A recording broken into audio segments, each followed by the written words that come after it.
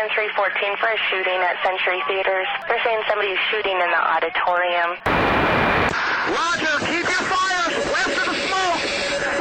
You're cleared hot. An officer hit. Send me the world. Don't go over that fence. Don't go over that fence. Grab the shotgun again. Welcome to Tactical Tangents.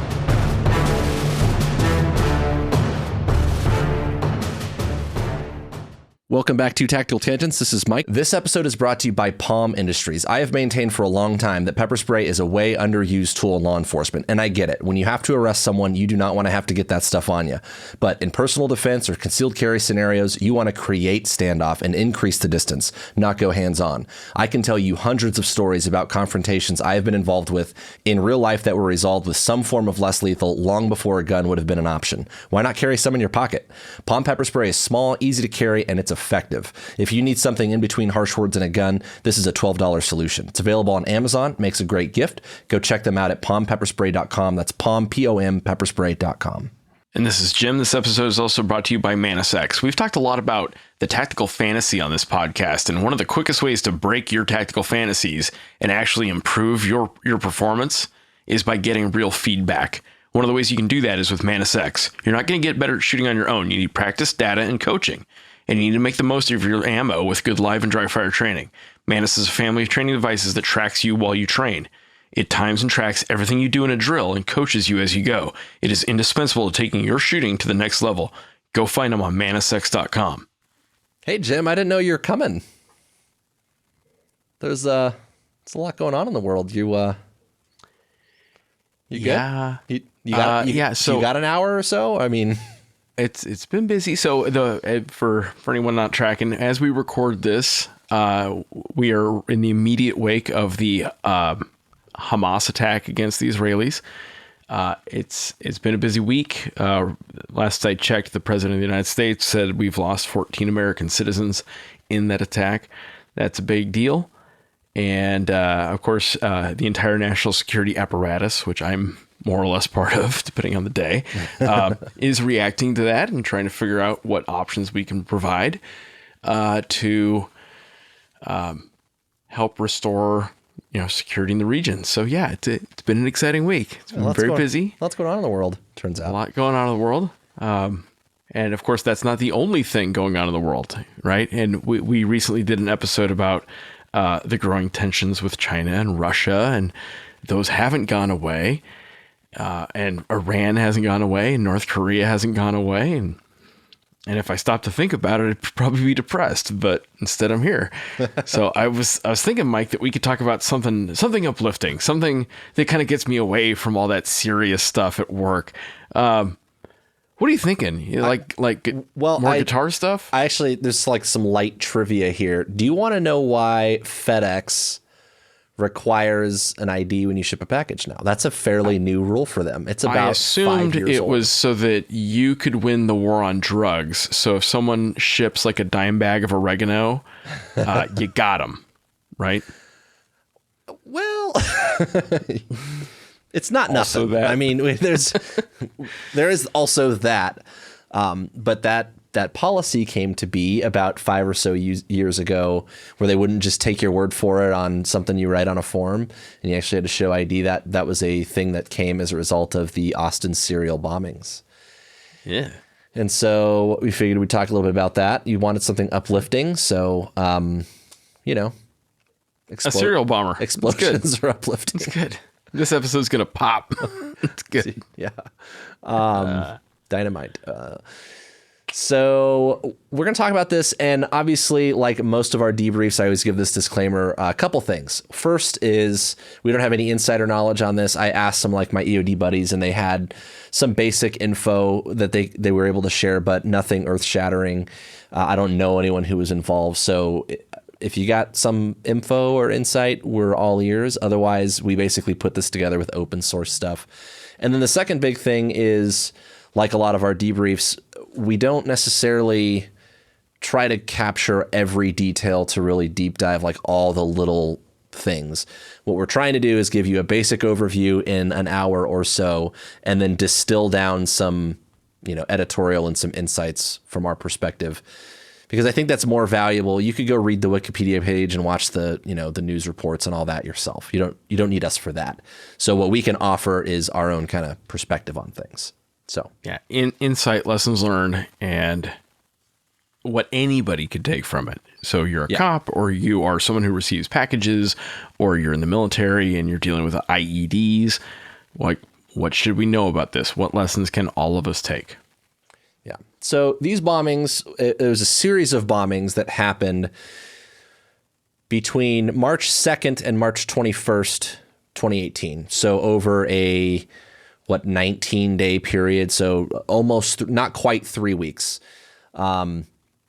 Over the course of several bombings, 2 people were killed, not including the suspect. The suspect was also killed, and there were 6 other people who were injured.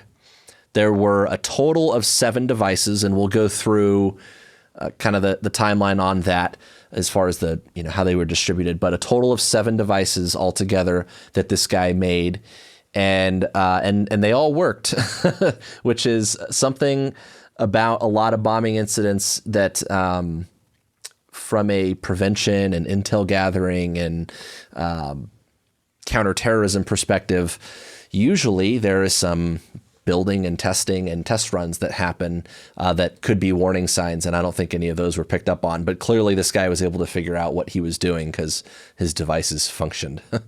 So that's a little bit unique to him.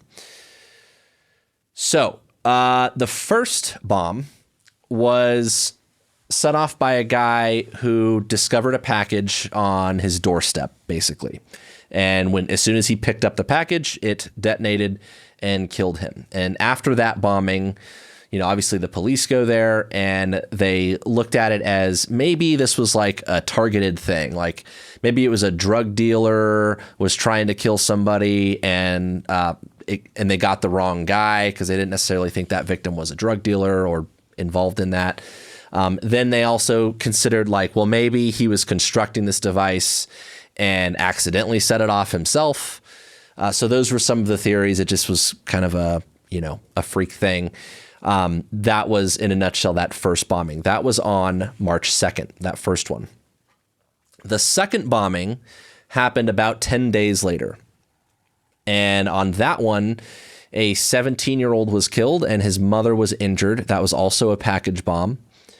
And later that same day, another package bomb went off that injured a 75-year-old woman.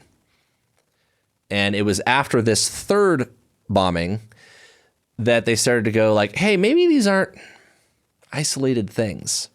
Because at first it was like, all right, there's an explosion. And then there's a second one. They're like, that's weird. There's another explosion. Perhaps there's a pattern here. And then the third went off and they're like, I'm not a detective. However, I feel we should probably call a detective. Yeah, I feel like something's going on here. Yeah. So real quick on that. So we're picking up patterns here, right? And humans are pattern-seeking animals. That's one of the things that makes us smart.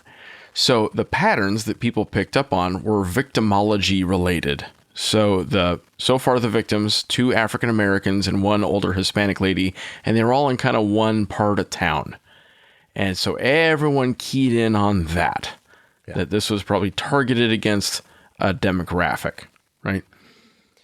Yeah, so they're looking for, at the point that they're recognizing that these are probably all related, they're looking for those connections between the victims. And they also started to look at the devices themselves. And what they found were some similarities in the devices. There were nails used as shrapnel. There was a unique special battery that was used in the devices. So some of this stuff started to like key them into like, okay, we've got ourselves a situation, but a bunch of these bombs keep going off and it's kind of worrisome, right? And so like things started to kind of get weird and escalate from there.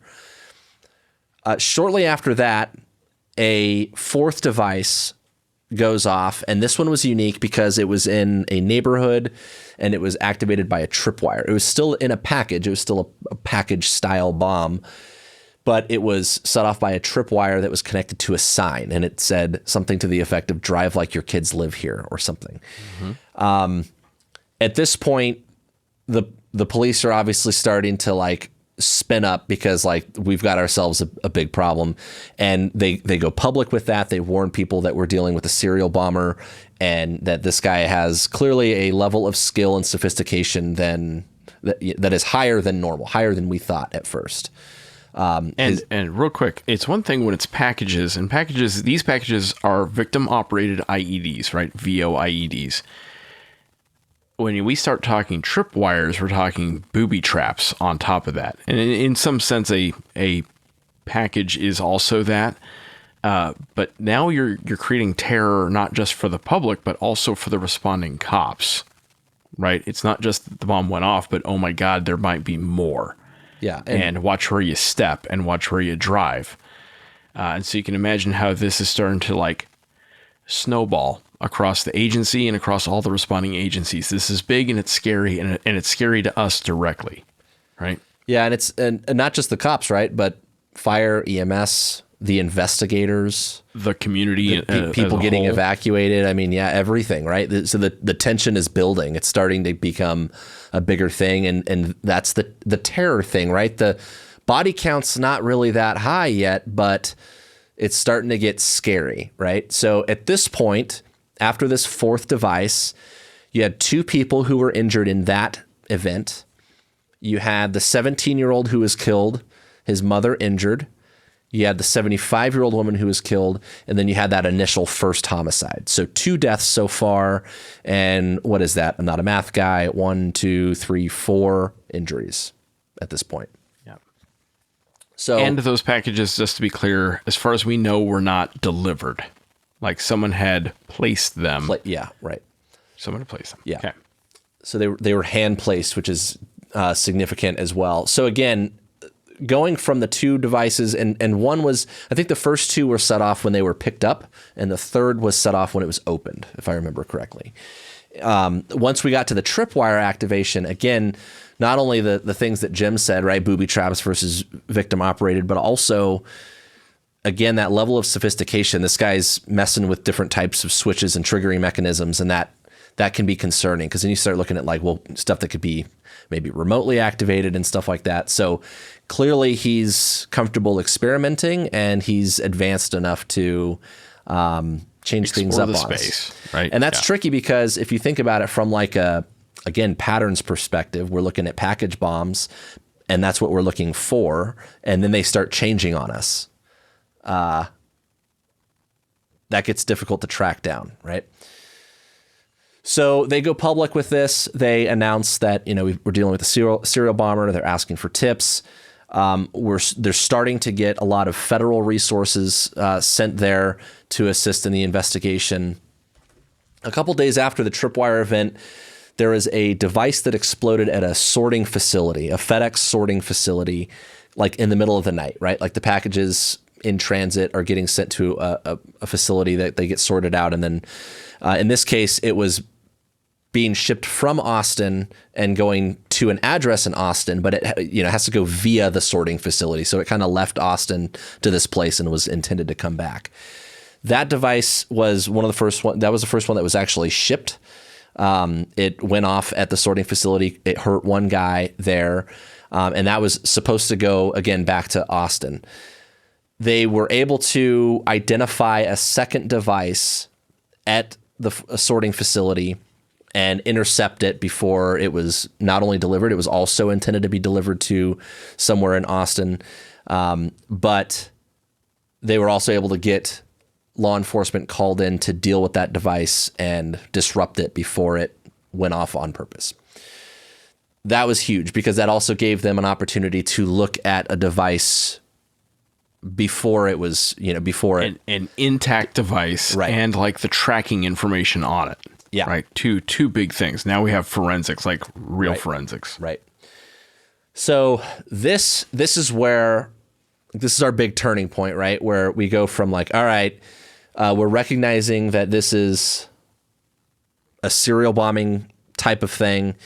We're starting to put some of these pieces together. He's getting more sophisticated, but now we've kind of got some leads and we need to figure this thing out, right? I mentioned after that third incident, they started to send in federal resources to help. They started sending the FBI, the ATF. You had hundreds of agents come in to Austin to help participate in this investigation. They also put calls out to the public, right? Hey, if you see any suspicious packages, be careful, which, as you can imagine, generated a whole bunch of tips. Like every Amazon package in the city was probably getting called in on this thing. I can imagine just thousands of calls coming in about suspicious packages and things like that. And as we started to get all these people involved in the investigation, a couple things stood out that they were able to use to try to narrow down this guy. I already mentioned that there was some common ingredients, right? We talked about the nails and also this battery. And this battery was a type of thing that like you wouldn't normally be able to just like walk into your local hardware store and grab.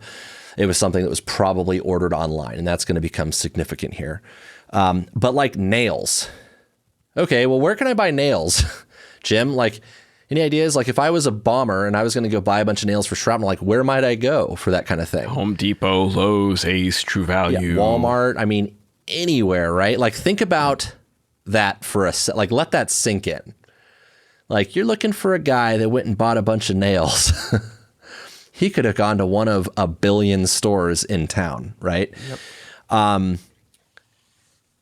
As far as some of the other stuff, in terms of making bombs, a lot of these homemade explosives are not technically difficult to make.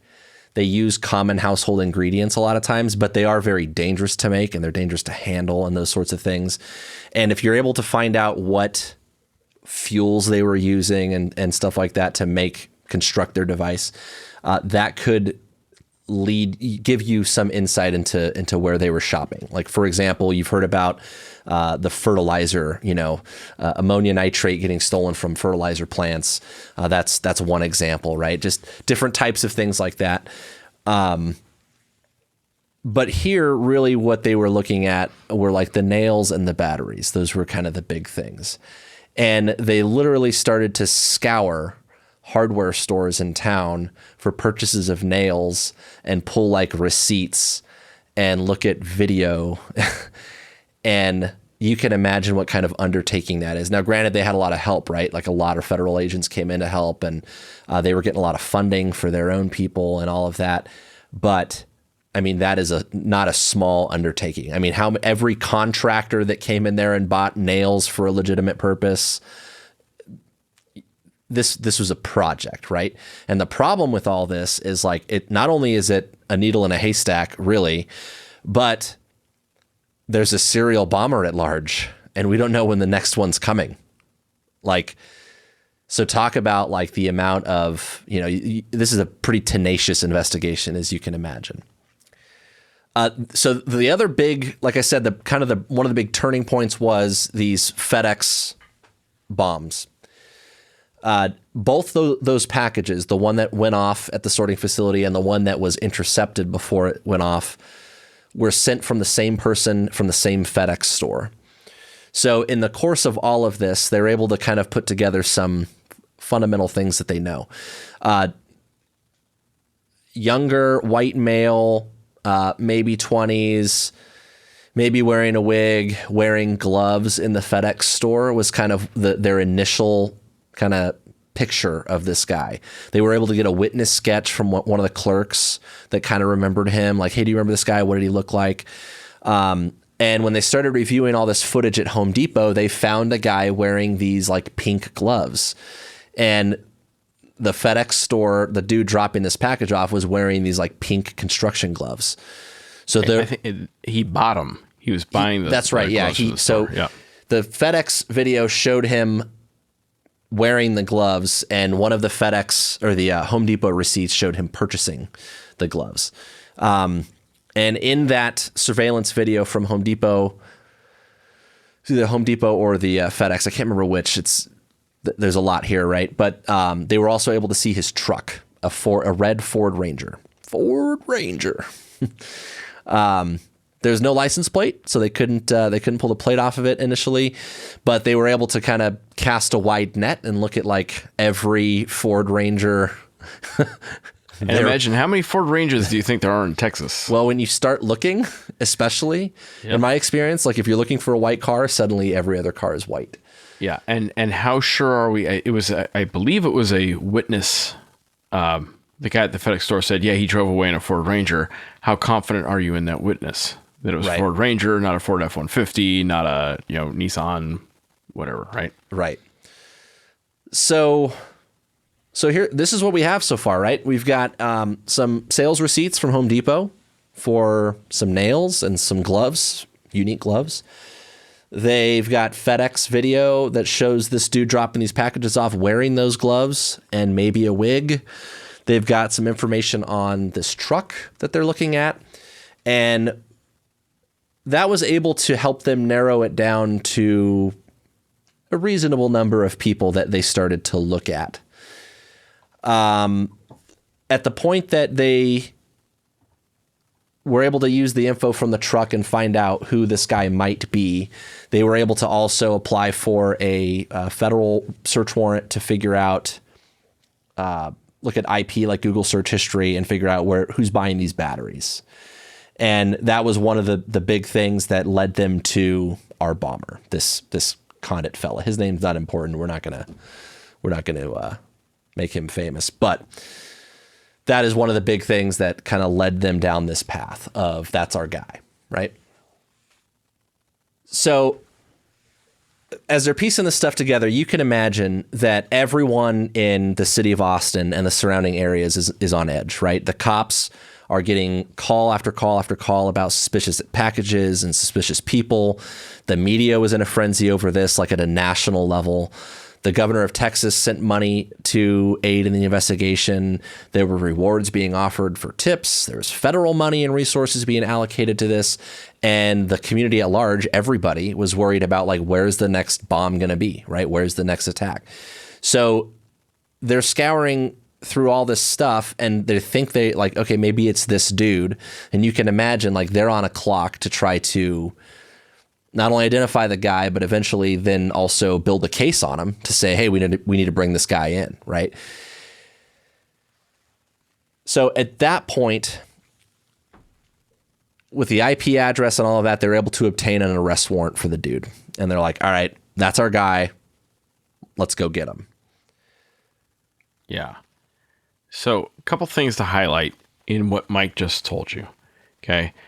There's like the data gathering that had to happen, the breakthrough, the turning point of all of this, where they get the guy enough that they can get the search warrant and they can put dedicated surveillance on him, all of those things. This started with capturing a live bomb, pre-detonation, with its tracking information. That was a big turning point, right? Getting a description from the FedEx store where that bomb was shipped of the guy and his truck, because he was weird and he stood out. Okay. Among other things, he had weird gloves. That tripwire IED had a unique sign, like a literal little, yard sign. And from those things, engagement with the Home Depot security guys got them camera footage, like a lot of it. And so now things are starting to crank, right? Now the engine of investigation is turning. And as you're pulling all this information in, what you end up with is masses of information, terabytes, whatever is bigger than a terabyte of information. So much information is coming in. And anytime you have a big event like this, you have a ton of information coming in, you have a giant search radius, the size of Texas, maybe globally, right? You have long lists of potential perps, right? The FBI's got its list. The Customs and Border Protection guys have their list. Your local PD, I'm sure, has a list. We don't keep lists on people, but of course there are lists, right? And you're getting tips several times a day, several times an hour, maybe several times a minute coming in. That's a lot. It's a lot of information. And it's not the lack of intel that gets you in a lot of cases. It's the overload of intel that gets you. The definitive work on Pearl Harbor, on what went wrong in terms of our ability to predict Pearl Harbor was by a historian named Roberta Wohlstetter. And she kind of famously said they failed not for want of relevant materials, but because of the plethora of irrelevant ones. So the name of the game is efficiently finding the key threads, knowing what matters and what doesn't. Yeah, he had gloves. Yeah, but they were a weird color. Well, maybe the Home Depot guys recognized those gloves. Boom. Now we have unique gloves. How many people bought gloves at Home Depot in the last year? 75 million. Yeah, but how many bought gloves at Home Depot and also nails? Now we have a much shorter list. Now we have a lot less footage to sort through. How many of those guys also drive a red pickup truck? Now we have a much shorter list to sort through, right? Anything that we can do to start cutting down that list to sift fast Filter is kind of the key, right? Then we got him. And that's exactly how. Yep, that's we it. Got him. So, all right, guys, good talk. See ya. So now you know who this a-hole is, and we'll get kind of more into that piece. But okay, so we get through the sifting. Yeah, we get to one name. I want to hit on just like one thing in that Jim mentioned, and that's that. Like sifting through all that surveillance footage and having the engagement with the stores and all of that is not something that started with this event, right? That was something that was a relationship that was already built. More than likely, right? And several relationships. Yeah. So I think that's a key thing that I just don't want to miss in that. And a big OODA loop concept, observe, orient, decide, act, right? Part of your orientation is where you filter and manage information. It's not only the information that you keep, but the information that you discard. And it's not only what you see, but where you look. And this is where experience really pays off, right? Like noticing that, like, if I walk into Home Depot and I ask who bought nails, that's not nearly as helpful, right? If I can be more specific, and narrow down, filter things down, like that's where, and those things that Jim described, that's where you manage the information. And filtering through that stuff is really where decision-making and making sense of your observations like really comes into play. Sense making. Yeah. So once you have a name, that's just part of the game, right? Now I have to find, fix, and finish that name. How do I find the guy? How do I fix him in time and space? How do I know where he's going to be in time for my SWAT team to go get him? And then how do I finish him, so to speak? Because we have to assume the dude's dangerous. He's obviously dangerous, and he's literally potentially explosive, right? This guy, if he can make a tripwire, he can make a suicide vest. Yeah. So how do I approach him? How do I breach his house, which is almost certainly booby-trapped? Well, and keep it in mind, too, that we don't know anything about the guy really in terms of like what is his motive, where might he be headed. So there's a whole lot of unknowns in there, but they figure out who he is. They're able to start, trying to track him down, figuring out like where his phone's showing up at and things like that. And they're able to find him in his truck. And they've got an air asset overhead when he gets in his truck and decides to leave wherever he's at. And then they start following him. They've got a tactical response in place to interdict this guy. And he turns out of like a kind of a shopping center parking lot sort of place onto basically a frontage road near a highway. And they box him in with 2 armored trucks. Now, there's one thing here, one criticism that I have, and we're careful to not be too critical, but there's very clear video of this, and it shows the tactical team operators basically try to box this guy in with some armored trucks, and then one guy running up to the passenger window, and it looks to me like he's trying to break out, like breach the window, which is helpful for a lot of things, right? Like we want open windows. We like those communication portals. However, we need to communicate to you. Extreme prejudice. We boxed him in with armor because he's a serial bomber. And like, I probably want to maintain some standoff. That's why I brought the armor. So I don't know why they sent a guy running up there to try to breach a window. At the point that they were trying to do that, the dude detonated a final device, and that device killed the suspect, and it injured the tactical operator who was trying to breach the window. But as far as I know, he's okay. It was minor injuries. I'm just going to chalk that one up as a lesson learned. I feel like it was self-correcting, like self-critiquing. Like, all right, let's probably not do that again. No harm, no foul. Yeah. Everyone who needed to live, lived. He's okay. And so we'll call it. So that was kind of the end of the saga. But that's a finish lesson, right? If you're going after a guy who's got bombs, that changes the type of finish you're going to do, right? Sure. And how much standoff you want. Absolutely. Yeah. And again, I don't know what kind of like past experience they had in doing this kind of thing. I'm not just throwing stones in my glass house over here. The guy's got explosives. Like if he had a long gun, we would have distance too. If we knew he had rifles, like any gun, but explosives, I definitely don't want to get close to. Right. So the final device that went off that he had with him was a package device as well that he was able to detonate himself. I mentioned we don't care about his name. He was some douchebag, but he was 23 years old. He went to a little bit of community college after graduating from high school, from which he was homeschooled. His mom graduated him from high school. His family was a very Christian family, from what I understand. He moved out of his parents' house into a house with a couple roommates. And he was apparently a member of some club that is real serious about like homeschooling their kids and practicing survivalism and doing Bible studies and stuff like that. There was a period of time that he worked in a manufacturing plant. I think they were doing like some kind of electronic components or something like that. Transistors or semiconductors something like that. Yeah. He was fired about 8 months before the bombing started. For one reason or another. He didn't have any criminal history. And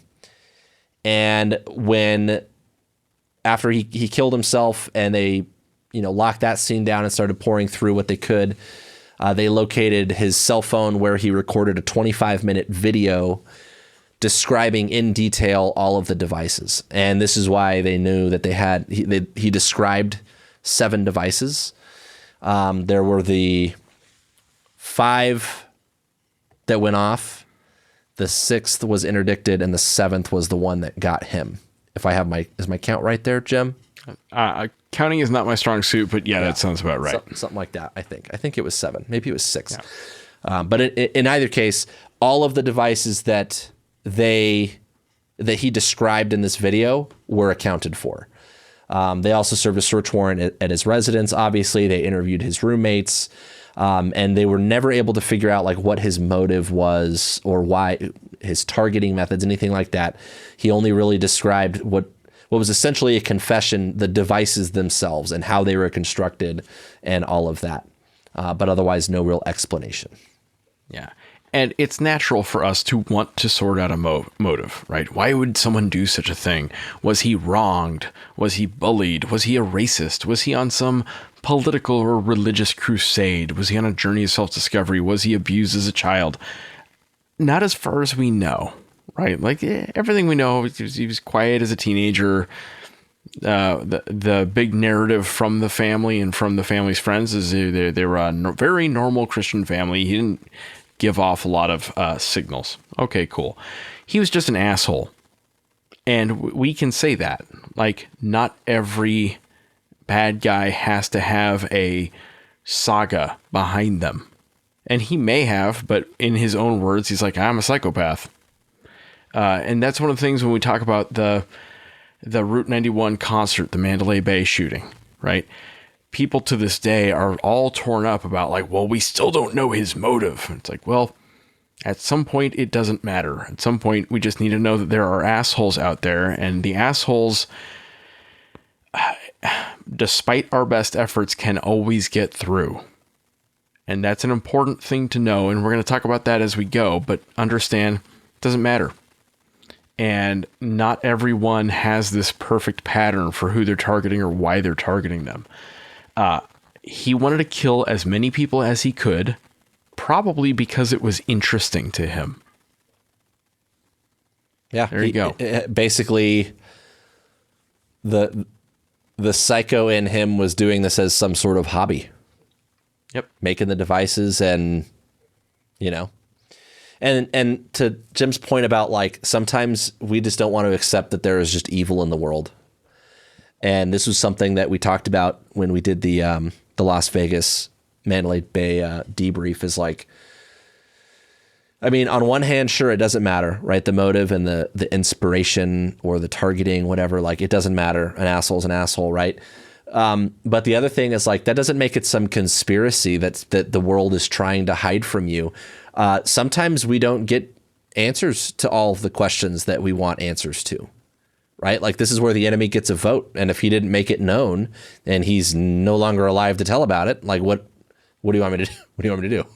Like you'd hope we can figure it out, but that's just not how it works.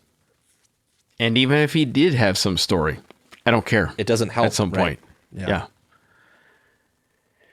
So what do we take from this? What is the lesson to be learned? There's several, and I think that they're important. So there's some teaching points here. So what are our lessons learned? What should anybody take from this? Yeah, we talked about the don't get too close to the man with the explosives.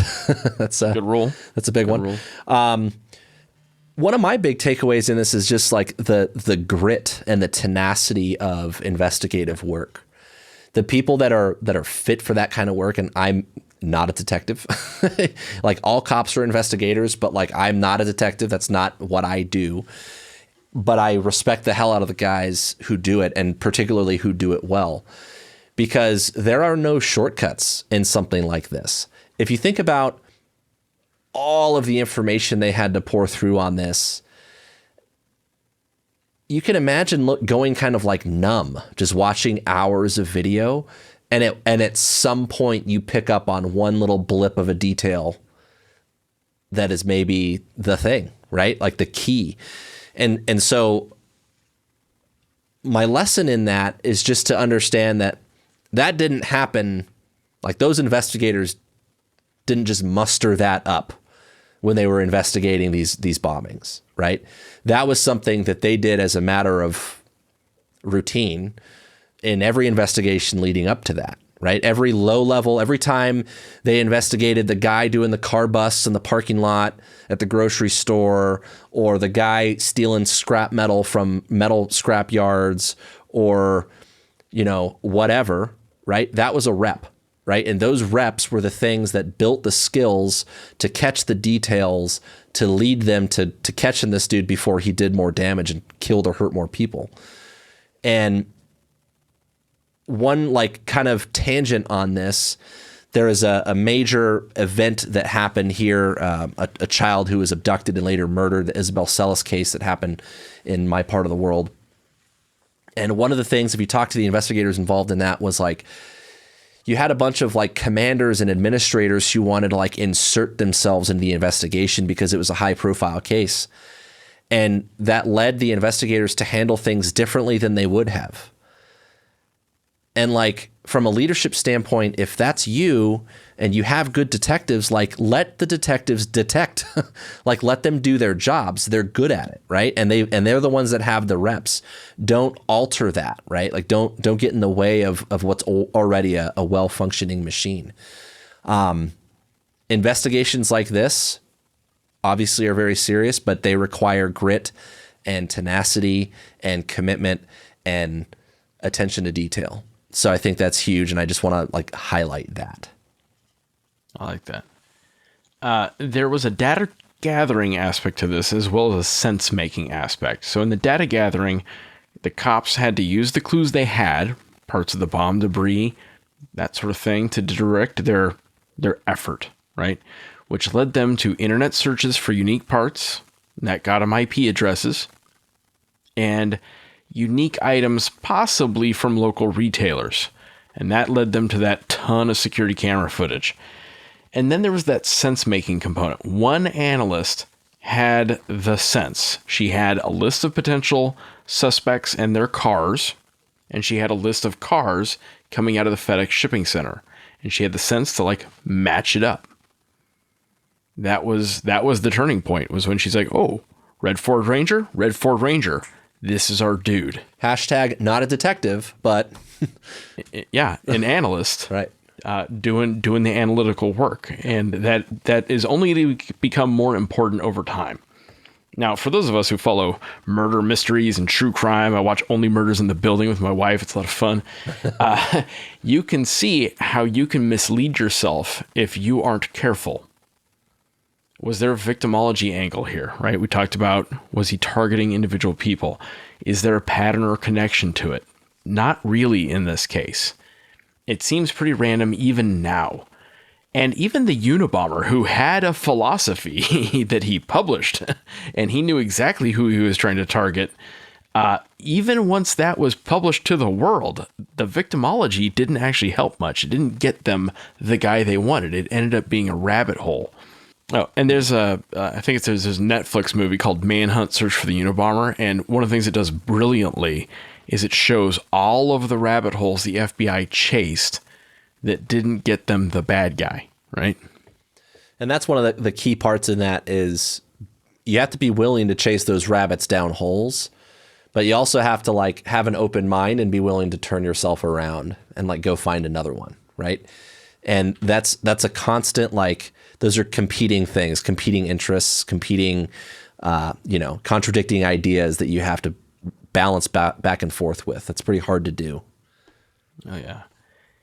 So a recurring theme on this show and in my life is the phrase time value on action. I stole that from a guy sort of like Boyd named John Warden. He came up with a way of thinking about targeting of the enemy as a system.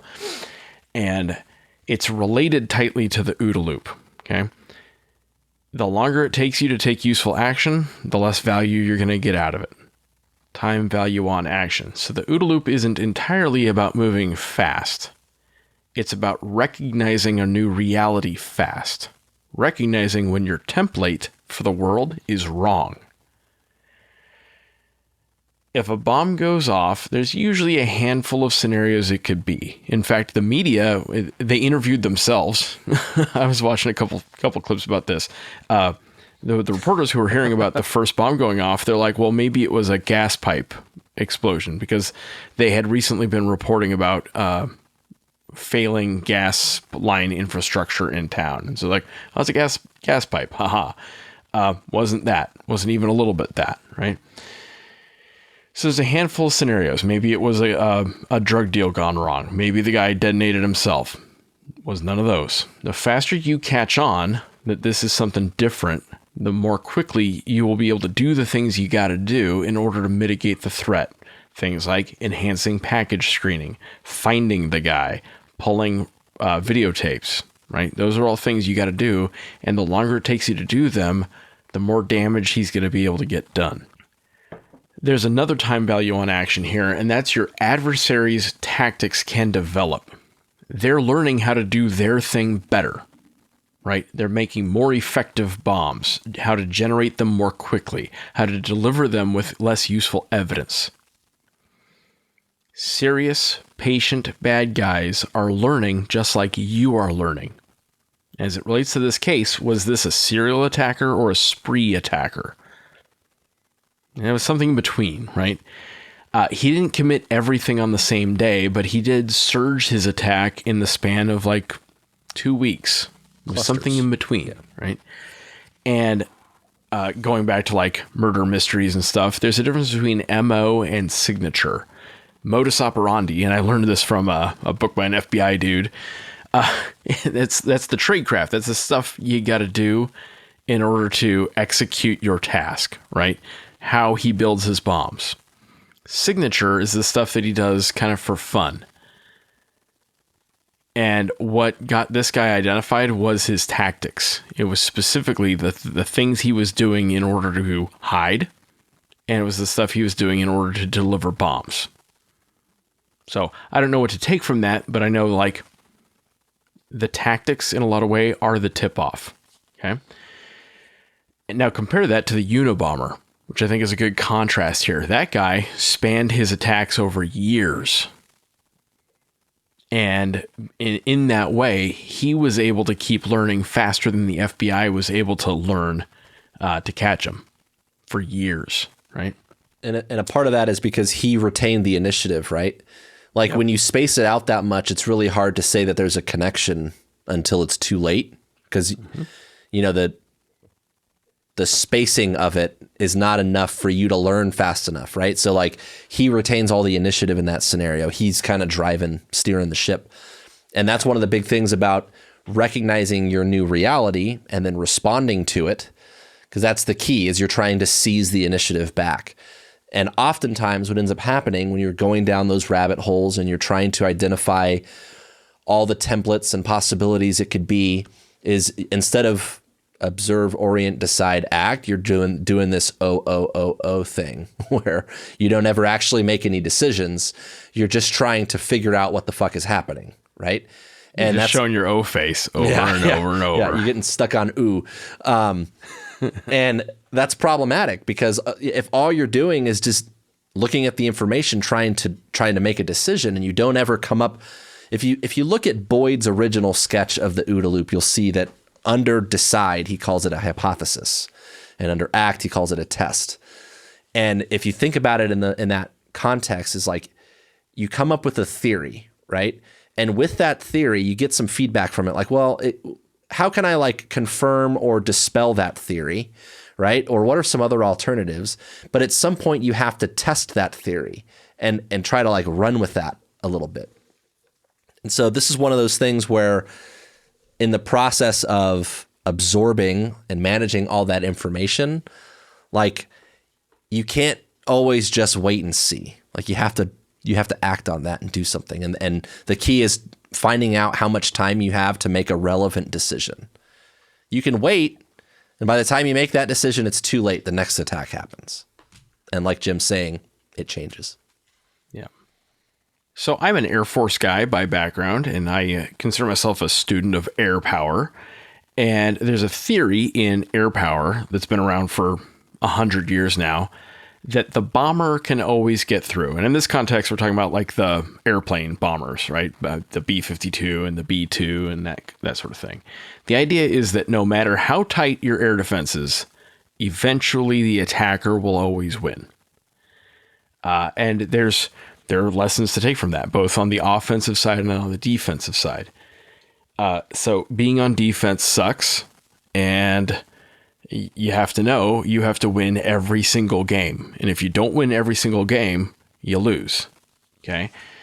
So in the context of policy and operations and doctrine for law enforcement, consider that like, no matter how tight your laws are, no matter how many layers of security you throw up, no matter how many metal detectors you have up and x-rays and drug, bomb sniffing dogs, the attacker can always get to you. And so you need to think about risk management tasks in bins, and you never get to stop risk managing. You have to do it through every phase of an attack. You have to prevent the attack, do everything you can reasonably to keep it from happening. You have to reduce the damage when it does happen. You have to respond when it is happening in real time, and then you have to recover. So prevent, reduce, respond, recover. Prevent is stuff like catch the bad guys, keep a low profile so they don't want to attack you.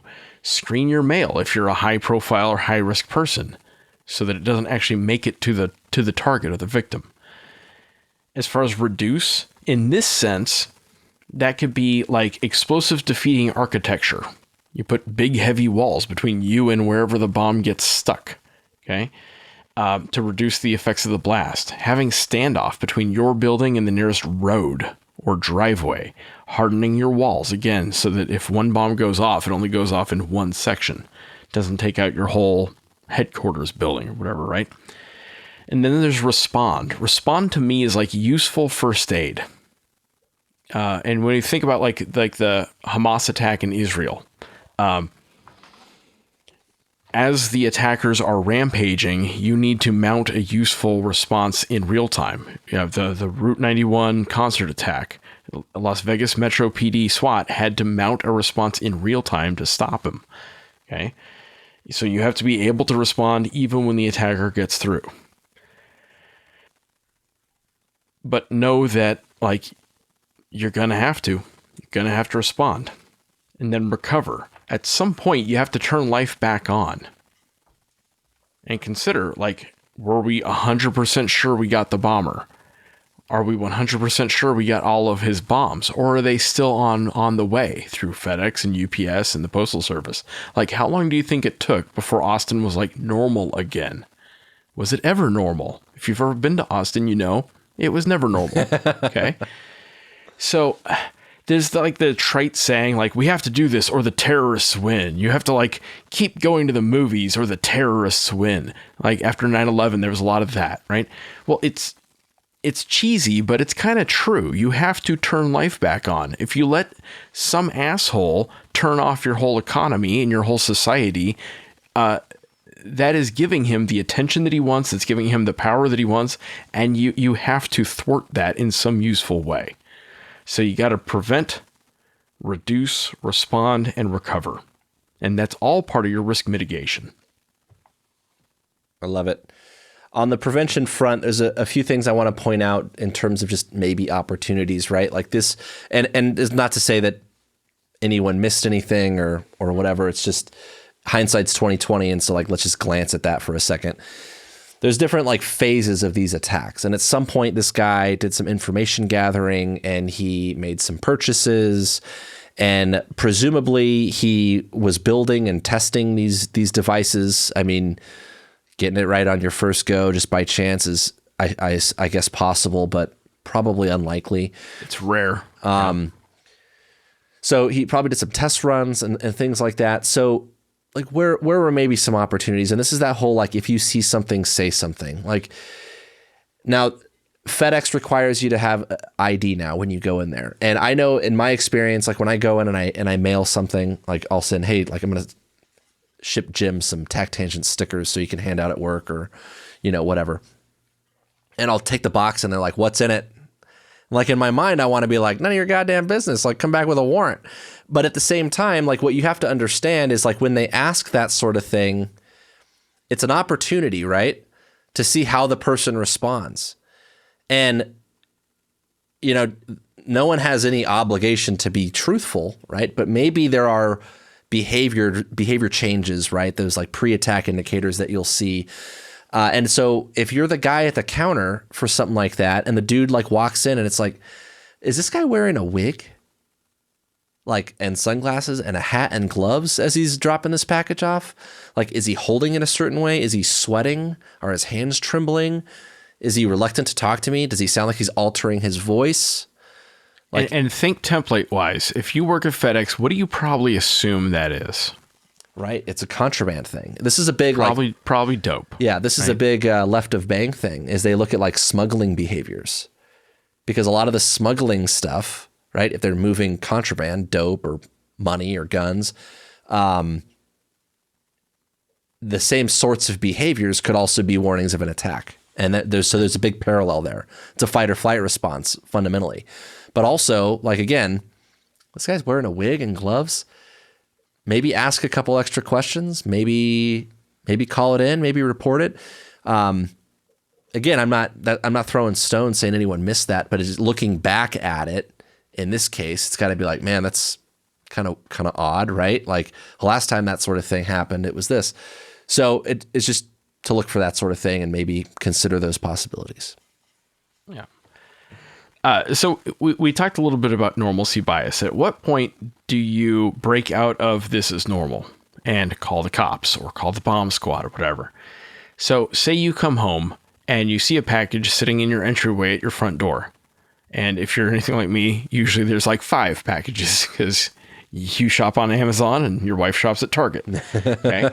So that's normal. In 2023, 2024, whenever you're listening to this, that's normal. So at what point do you say, hey, this is abnormal. I need to do something about it? Well, think about the flags, right? At what point are you raising a flag? Hey, this isn't normal. First off, were you expecting a package? Does it have shipping labels information on it, or is it just a box sitting there? Okay. Does it look weird? Is there anything about it where you're like, this is weird? Does it smell weird? Is it oozing? Is it smoking? Okay. Are there odd markings? A shitload of stamps. Does it say, to be opened only by Jim? Something like that. Anything like that. Are you already a high-risk person because you're high profile, or you pissed off a cartel, or, your TikToks are going viral and you have stalkers? Like, any of those things are like one more flag. And it doesn't take very many before you say, you know what, I don't want to touch this. But here's the problem. It is human nature to want to touch it or to justify it. You either want to say, yeah, this is normal, I'm sure it's fine. And then you open it because you're curious, because you're a curious little monkey. Don't.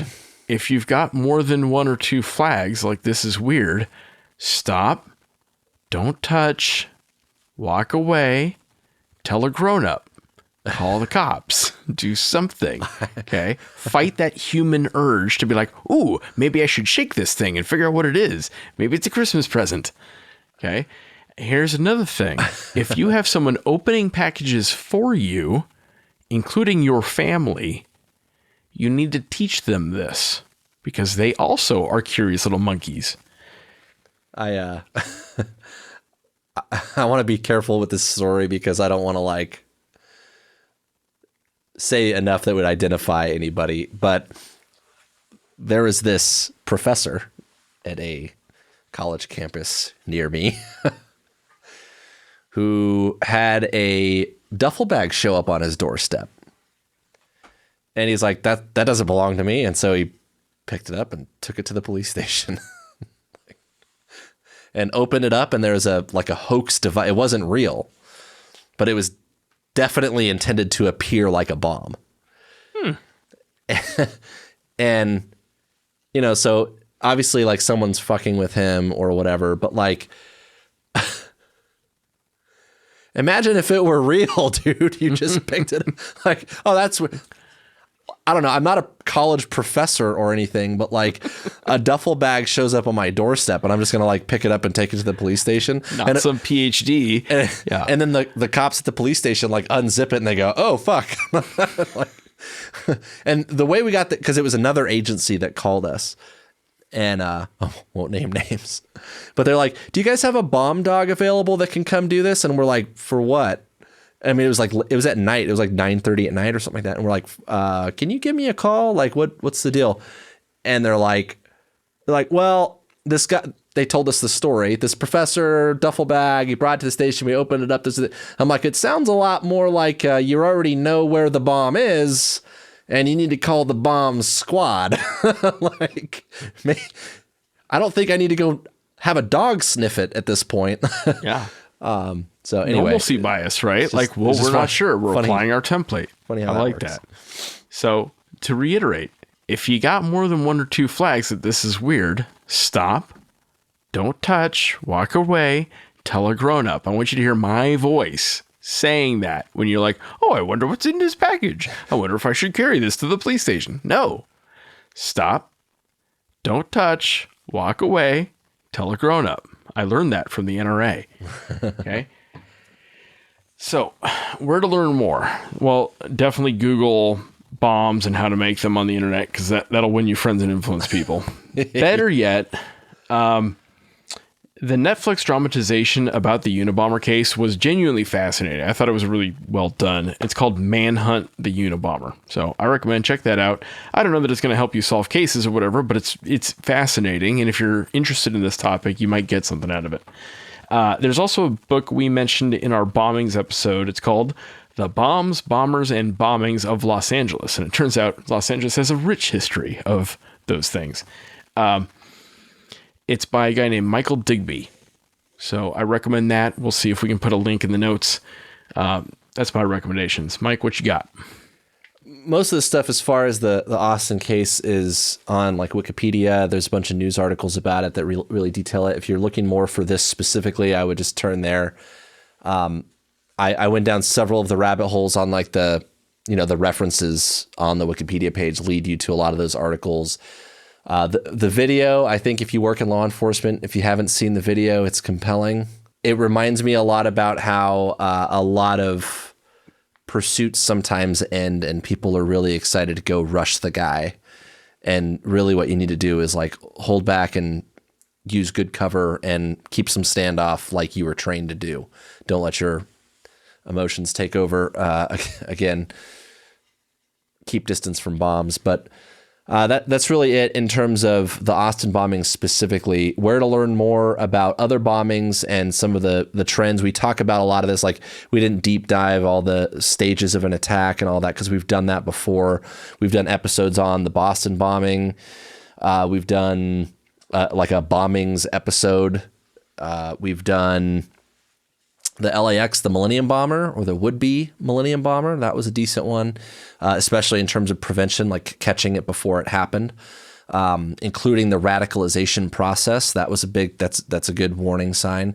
So we've done other episodes that relate well to it, so I would point to some of those if you haven't checked them out already. But that's all I got. Be safe out there. Be smart out there.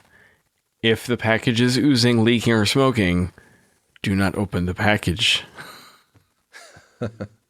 Yeah. See ya.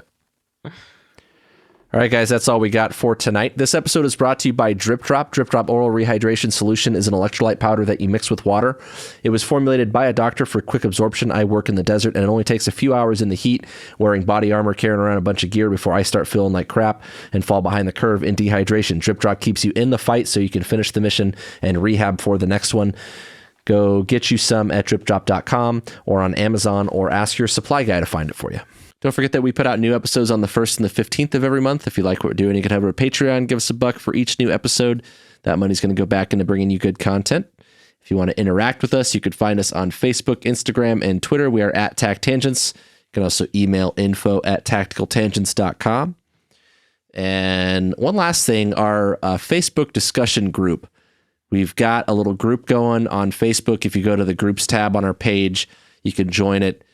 We've got more followers on our page than we have in the group. So I know there's some of you out there following the Facebook page that are on Facebook that are not in the group. Lots of like-minded people in there. So come hang out with us. All right. That's all we got. Good talk.